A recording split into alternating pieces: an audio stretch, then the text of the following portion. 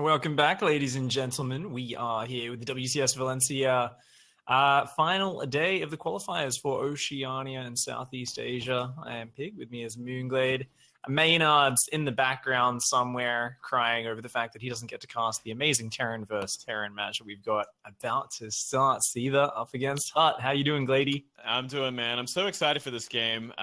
It's a bit of a classic TVT now. We've seen these guys go at it time and time again, and I don't know. It's something about TVT. It's such a fun, dynamic sort of matchup to watch these days, and you know, me being mostly a Zerg player myself, I can still appreciate this kind of matchup. Yeah, it's been really, really dynamic and cool, and we see all these strange kind of meta shifts as well with you know, Cyclone heavy openings coming out for a while, people shifting between mech and bio and going back and forth. Recently, we got to see an amazing series in GSL between Gumiho and TY, which I'm sure a lot of Terran players have on their mind, and that was about as action-packed as they come. You know, the early game in Terran versus Terran, sometimes like neither side wants to kind of take the risk of building the third command center straight away or like getting the upgrades, and you've got two guys just harassing each other for like 12 minutes and no one really gets stim or like an actual production setup or anything like that. Yeah. What do you think the more preferences these days? Do you think it's more mech-based, or are we seeing more bio-tank sort of play?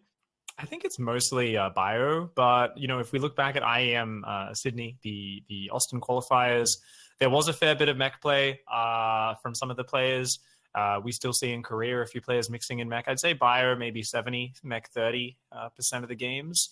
But I think what's more interesting almost is just all the crazy different openings coming out, and especially recently, people are getting so good at using Ravens to shut down tanks with interference matrix in the early mid game. That's a real game changer. Oh, that is fun to watch. I like that a lot. And the countdown has begun, so we'll be loading up on Acid Plant for game number 1 as well. All right, here we go. Acid Plant, nice big map, one which is incredible to watch the army movements across this map.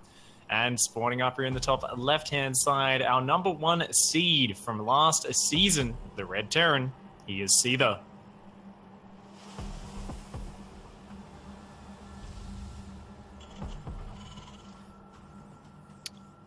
Down here in the bottom right, we have the other Terran player, also from the same team, SYF.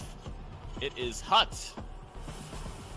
And it's definitely something to note is that both these guys are on SYF. They probably most likely practice together, which can always mean meta is just a little bit different between these two guys than it would be normally. Yeah, recently got to hang out together over there in Austin. Of course, you know, Seither had a narrow miss of getting through to the top 16. He, you know, ended up losing to Snoot in a rematch in the final game in their Group 3 series. So he beat Snoot 2-1. I believe he lost to Bly 1-2, and then he beat Snoot. And then he lost to Snoot in the rematch 1-2 at the end of a very grueling day where you play 3 group stages all in one day. So that's at least for Snoot anyway. I guess Seither was seeded through, so it was actually unfortunate. He only got to play the one group stage, but he had to wait all day to play it anyway. That's rough. It was a close call though, and I feel like it's progress for Seither because he did miss a few international events that he couldn't make it over to. So it's good to see him getting to that point where he's very close to progressing. You know, if he makes it through this time, we could start to see him really live up to the hype. Maybe. I would hope so, man. And it really is just more and more experience you get in the international stage, the more you realize, you know, how different sort of people from around the world play, and you get used to that sort of style and that pressure in general, and the whole dealing with jet lag and travel between that. So yeah, it is a big learning curve, a lot of experience, and Seither's definitely one of the more experienced players. Him and Probe done a lot of traveling recently for StarCraft. Interesting opening out of Seither. Notice he's taken 2 gases on one base, but he's only mining with 2 workers on one gas and 1 worker on the other. His Reaper also apparently having a little bit of a seizure there up front of the base. So why do you think he would go for that sort of thing, having like essentially 3 SCVs on 2 gas? How's that a thing? I guess this does allow him to get a very fast factory up, as well as 2 Reapers, right? So you get the 2 Reaper and a Hellion, which allows you to just, yep, here we go. Well, gets the advantage in this fight. HuT comes a little bit too close. HuT has got to get that Reaper out of there. But oh, wow. And that's a bad start here to HuT. So this gives some nice momentum to see that. And the thing is now is HuT did not SCV scout. He doesn't know what's behind this at all. So there could be a very quick Banshee, and he's got to play very safe now. And it's going to probably have to burn a scan at some point to check what Seither's going for.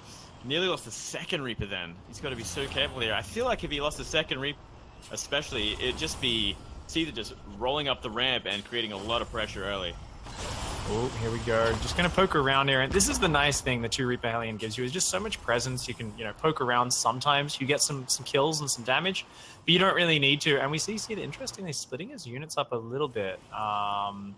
And is just going to be going into a Cyclone and Marine. So it is just a very safe expand build for Seither. And you'll notice that this is kind of forced HuT into the path of being like, okay, well, I don't know if you're going Banshees. I'm just going to go a Raven and a Cyclone. And HuT really just has very little information except for the fact that he did, of course, spot the fast third command center. So I think both players are just playing very carefully at this point. And it's really, I think, teammates trying to make sure the other one doesn't surprise them with anything.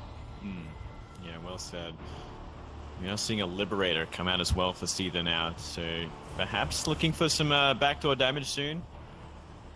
Maybe just getting it to be safe. And if that hits when everything's just moved out or is across the map, it can be devastating. And just in general, if there's no Viking at home, it's very powerful. Seither comes in, sees the Raven, and yeah, sees the Cyclone count as well. So he's just like, yeah, there's no cloak going. You've got a Raven. He knows there's no chance at Banshees. And look at this, Seither back at home. He's got no, I mean, he might actually just build a Raven because it's part of his build. But, like, he's not going to need turrets. He's not going to need Vikings. And because he knows there's no Banshees, he can move the Cyclones and Marines out as well. So definitely feel like Seither's going to try and create threat at the front, poke around, and then that Liberator slides into the main. And that can be really devastating. Yeah, we do have a couple of Vikings coming out now for HuT as well. Going to be joining that Raven, but not just yet. There's definitely some time for this Liberator to do some damage in the back door. I see the creeps up the front. Yeah, going to be very scary push here. There are 3 Cyclones and a Raven, though. With Interference Matrix, the Cyclone fight will be won by HuT. But the fight starts at the same time. Liberator Siege is up in the main base, and I think Seither is just going to back out of here for now. Now we see the number count. 5 SCVs gone already, 6. And now he's realized he's had to pull his whole line. Vikings are going to clean it up, but the damage has been done. Yeah, nice bit of damage. Third command center's halfway done behind this for Seither. He's evacuated his Cyclones. He did lose a lot of Marines, but he's got siege tanks pumping out now at home. And yeah, a really good setup for Seither. Second and third barracks is going to start as well. He's just got to kind of knuckle down his defense, make sure nothing slips into his base. That's really his focus now. And HuT, he's got some nice air superiority with the Viking Raven count. So he might be able to make something happen here. He's definitely posturing for it, rotating around the bottom there, moving towards the potential third of Seither. Maybe knocking on that front door soon, but there is one siege tank set up already for Seither, so it's going to be hard to try and get in and find any sort of damage. Ooh. That's never a good thing. Wow. Ooh, 3 Liberator. Yeah, it goes down so quickly there. We've already got this nice air superiority. Going to be a very conservative push. Oh no, he's going to go for the stim. He just dives on that. The Vikings land. The auto turret did not focus fire, but he's going to get it. A very cute maneuver there by HuT. Trades 2 Vikings and an auto turret for a delay on the stim. That, of course, is going to handicap Seither a little bit. And here we go, baiting these units into the siege tank range. Nice little play by HuT, but quite well handled by Seither as well. Killing 4 Vikings is always quite juicy. Very brave Vikings, and he does have superiority now as well as Mr. Seither because of how he used those Vikings. Putting him on the ground like that ended up getting them all killed. Having to move back. But I think there's definitely some damage done there for HuT. Getting rid of that stim like that. Yeah, I mean, he's not really going to be able to capitalize on it aggressively, right? Because he's only got 1 Marine building at a time, so it just kind of stops Seither from asserting any sort of Marine dominance on the map, though. So it is a nice delay, absolutely, definitely get something for HuT. HuT is down there, still about 12 workers. That early Liberator, of course, really, pounding, as well as the fact that it was a faster third CC, is now fully landed for Seither. So Seither's in control, macro-wise in this game. He's looking to start pushing out across this map. Both armies very close to each other in the center of the map right now. And these Cyclones of HuT managed to just trade 1 for 1. Seither's got a Liberator in the mix. Could use that air superiority here. like he's going to be trying to get a better position here, looking for a way in. Most of the army is out of position here, but there's one siege tank set up already. Liberator setting up the zone perfectly. Tank sieging up here. Bit of a trade-off, bit of a standoff beyond this. Nice interference matrix, though. Another one goes down. Oh, Wow. Seither getting a really nice edge here. HuT's Raven is just sitting on the other side of the map. It's been trying to auto-turret harass. But, you know, missing that interference matrix at home. Oh, really hurts. There we go, though. A bit of a misstep by Seither.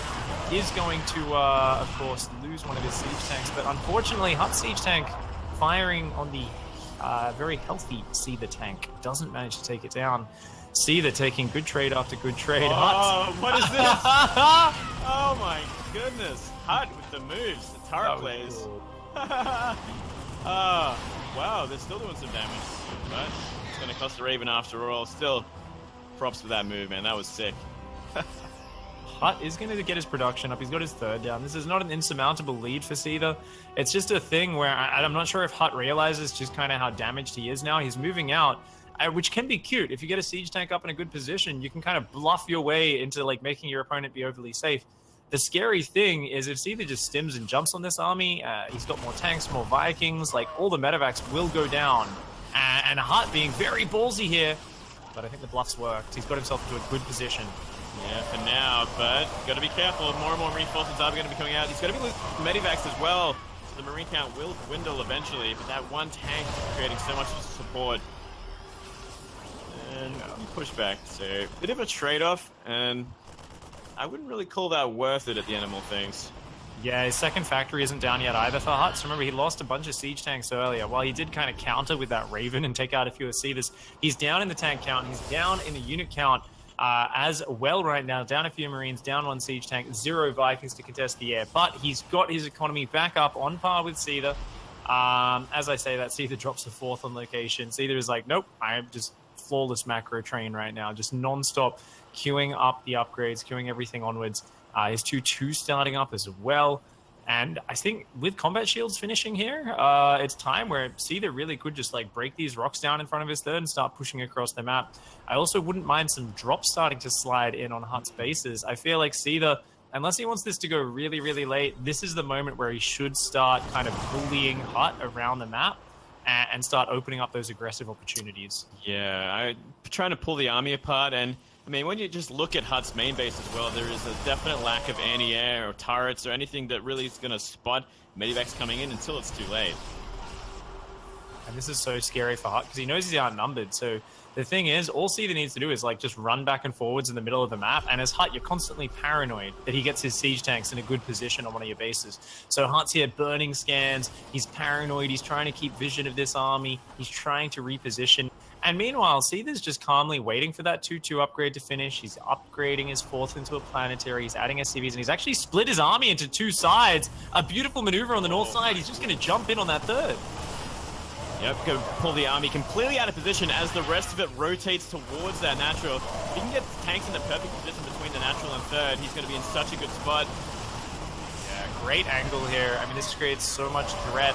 HuT's going to try to bust through the Marines, both sides trying to dodge the siege tanks, but there's still 3 siege tanks left here for Seither, and more units jumping in on the north side at the same time. And look at that. He's just going to drop even on top of the siege tanks is Seither. Oh, he's being so annoying. Both sides trying desperately to clear each other up. It looks like it's double siege tank gets taken out up on the 3rd. Here, these siege tanks are getting cleared up by the Marines. Both sides trading out, but Seither maintains the aggressive position, maintains the medevac count. Things are getting very nasty for HuT. Yeah, such a supply advantage right now. Pulling the SCVs as well. So many are going to be going down here, and GG is caught by HuT. And one to Seither. Very nice play there. Seither just kind of calmly taking control of that. Ever since the first Reaper kill, he had that little bit of momentum, and you know, he looked very comfortable with it from there. I love that, just Cyclone Marines on the front, Liberator into the main. Nice economic follow-up from there. Seither using his Raven very well as well with that that push with the interference matrix. Yeah. Was very, very nice. I like the ballsiness of HuT's move to snipe the tech lab with the stim pack on it. That was cool. I wonder if it was worth it though, right? Because like realistically, all Yeah. you're doing is slowing down Stim, And and they didn't yeah. even fight until both players had stim again anyway. So it really didn't build any momentum for HuT in aggressive wise. He didn't really wasn't able to take advantage of it at all. And for that he lost 4 Vikings. Yeah, a little bit of a shame there because that did end up leading to him, of course, splitting off the Raven as well, not having it at home when the follow-up fights came. So, a very good early game there by Seither, took the advantage, kind of pushed through. I love the split push as well, kind of creates a lot of threat with his main army, rotates it around. And then, when you're so busy dealing with that, the reinforce just drives its way into the third base. And that's it. It's often not about just breaking through, your opponent head on in Terran versus Terran. It's about trying to outposition them. You try to, if you have the bigger army, you try to threaten in certain areas, and that forces them to pull their defense away from other places. And that's why we often talk about Terran versus Terran as a bit of a chess match, because there's a lot of pieces all moving to support each other. You never simply engage into your opponent's strong defensive position. You force them to defend somewhere so you can attack elsewhere. Seither, master of that. Oh, fantastically done. And one thing to note as well that I might be just a bit of a meta thing between the two players being teammates, but there was a certain lack of drops and drop defense from specifically looking at HuT space. He had no sensor tower, he had no turrets. If there was a big drop towards the back of the main base, there would have been no knowledge of it until it was landing. Absolutely. Couldn't agree with you more, Mooney. And here we go into map number 2. He has a chance to try and bring it back against his teammate. He's down 0-1, but he has fought hard, and he's going to show us some more great games. In the red, it is HuT. And up here in the top left, the #1 seed and the winner of game number 1, it is FYF Seither.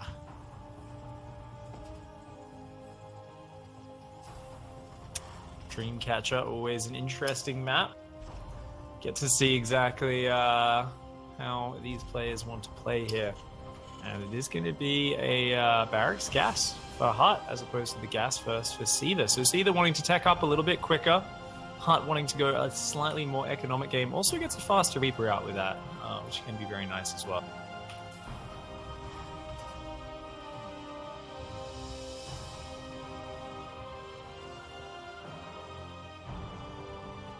We're going to see an SCV scout from HuT as well. Good choice here. Whenever you're doing one of these expand builds, the thing is your factory usually ends up about 15 seconds delayed with what HuT's doing. So definitely can't get out a fast Cyclone or Reaper or anything like that as easily. So this is going to allow him to just kind of, check there's nothing too crazy coming his way. This time around, it is an expand build from Seither off just one gas. So not as committed to that super fast factory as the previous game. HuT's going to spot this, and he might actually, both players actually going to do a little bit of micro trying to delay each other's command centers. SCV battles on both sides of the map. Oh, SCV goes down. Oh my, a bit of a mistake there. And it escapes. Seither's SCV escaped. Oh, but HuT loses too. That. Ran him through as well with the drill cutter, so a lot of 2-for-1 trades early. Wow. All right. I mean, Seither's got an unbeatable advantage now. 2 SCVs for 1. Come on! A lot of it, even earlier than last time, so. That's cool. Neither player wanting to back down from a fight. I can hear like the IAM theme song right now playing in my head. We've got like Reapers out on both sides, and factories going down. Both players are going to stabilize, of course. I mean, that's not an insurmountable lead, but what I find really fascinating is HuT doesn't have a second gas down. And that tells me he might be going for like a really fast third CC or extra barracks. I think it's going to be a third CC maybe, or maybe just getting that impression. You would think so, wouldn't you? Because there's not going to be any gas for a starport unless maybe Reactor Hellion, and then you can still build medevacs off one gas. So, interesting. Let's see how this one plays out. Maybe we will see a little mech play. You know, maybe. Yeah, that would be cool. This map, of course, got some relatively nice choke points for mech, but if the bio player is good enough at flanking and kind of like spotting where you move out, there are some pretty nice flanking angles as well in the open. Has scouted the bunker. Knows, kind of giving him an idea of what might be. He's either just looking for any sort of bases that might be on the map as well with this Reaper, just floating around trying to find a way in. Not many ways in, and yep, that's a bunker. That's a full bunker. Interestingly, HuT is going for Banshees here, but doesn't actually have Cloak on the way. So, yeah, maybe just trying to force a bit of an over-response. Single Banshee coming in is actually not a bad call on this map. I always mention how exposed the mineral lines are on this map. So it's kind of easier to get in, kill an SCV or two, get out. And Engineering Bay on the way for HuT as well. So HuT's build definitely one which I think is very fresh in my eyes. Like, not what I would expect. Seither's build, on the other hand, it's like, yeah, you're getting up Cyclones, you're building Marines, you got a Raven, Siege tanks. I'm sure we'll see a third CC soon. I feel like Seither's is much more the norm right now. Stock standard, sort of generic, but generic for a reason, right? It's the go-to, it's the solid one. And yeah, HuT making a turret as well behind his mineral line, so he's just playing his own style right now. Very safety first, and with a Raven on the way as well, and that late second gas. Yeah, so has got a faster third gas to make up for it, does HuT. Going for a Raven now as well. So yeah, I don't mind it too much. The Banshee's been spotted, so the defense is pretty well set up here for Seither. Banshee's going to run into about 10 Marines, and ooh, yeah. I mean, HuT's trying to play StarCraft Master right now, but there's a reason we failed that map like the first 26 times we played it, where you've got to try to out-micro like 10 Marines with a single Banshee. It is so hard to pull off that micro. Oh, man. One more shot from the Marine. Oh! Viking finds it. So, not too much at all with that Banshee. What, 2 Marines? So, no luck for HuT. No luck for HuT. Fans out there, always, of course, cheering for HuT. Unable to pull out any kind of crazy proxy barracks build or anything like that, which he often has a lot of success with here. And, Seither knows all of his tricks, and HuT being forced into a bit more of a straightforward macro game. He does have a siege tank out, but that's a double tank for Seither. And if you can get sieged up, there's a nice angle where you can actually get in range of the minerals on that natural expansion. Right now, HuT is not in position to protect that. His tank is a little bit too far back. So Seither here finds a hole in the vision. He's going to slide on forwards. I don't think HuT even realizes this is here. Man. This is so unlucky. His Marines are on both sides, but they don't see it siege up. Oh, he's salvaging it as well. So oh, no. That bunker's just gone. He's just going to try and break it. He's just going to go. Auto turret goes down. Another one as well. He's trying to launch forward, but this was a bit of a panic reaction by HuT. Doesn't have the material and unable to break it out. That's such a pain for HuT. He felt like he had the vision. He was just poking through the middle before that. Suddenly, this tank sieged on your natural. Not something you want to have surprise you. Very smart by HuT. Very fortunate. HuT finds the tank unsieged. And now Seither's committing with everything else now. The Vikings have landed. And a lot of damage going down, a lot of SCVs going down. This might be it. Ooh, yeah, really great focus fire to take down the Reddit point tank. A whole more bio tank medevac comes down the ramp. If they were there a little bit earlier, that could have changed things. He's going to try and chase down these units with a bit of boosting and HuT dropping on top of these units. Does get most of them to shut down, but 14 SCVs went down behind that. HuT did take a massive amount of damage, and it looks like it's going to be a rather clinical start to the series for Seither, where once again he finds himself doing big damage and just having to defend the counterattack and play out a very solid defensive game from here. Yeah, no doubt about that. With that sort of lead, you can just sit back and enjoy it from here. And he's like, okay, I wiped out essentially the entire mineral line of that natural. I have my third CC finished now. All I got to do is continue building this war machine and making the army that's going to win me the game. We see HuT not even adding add-ons on his 4th and 5th barracks right now. It is a 5 barracks play. He's actually just going to pull the boys and go, and I think this is the right call. He's all in. He knows he doesn't have a 3rd command center. He's down in workers. Seither, hopefully for HuT, will move down to take his 3rd right now. But guess what? Seither says, you know what? Nah, no need. I know how far ahead I am. I saw no 3rd command center from you. All I need to do is defend. And look at this siege tank spread. The Vikings. Wow. This is going to be so hard for HuT to break. His combat shields are still 30 seconds from being done as well. This is why Seither is Seed 1, man. This is why he gets to travel to the tournaments. He knows he's got such great game sense, such great experience, and he sees this coming.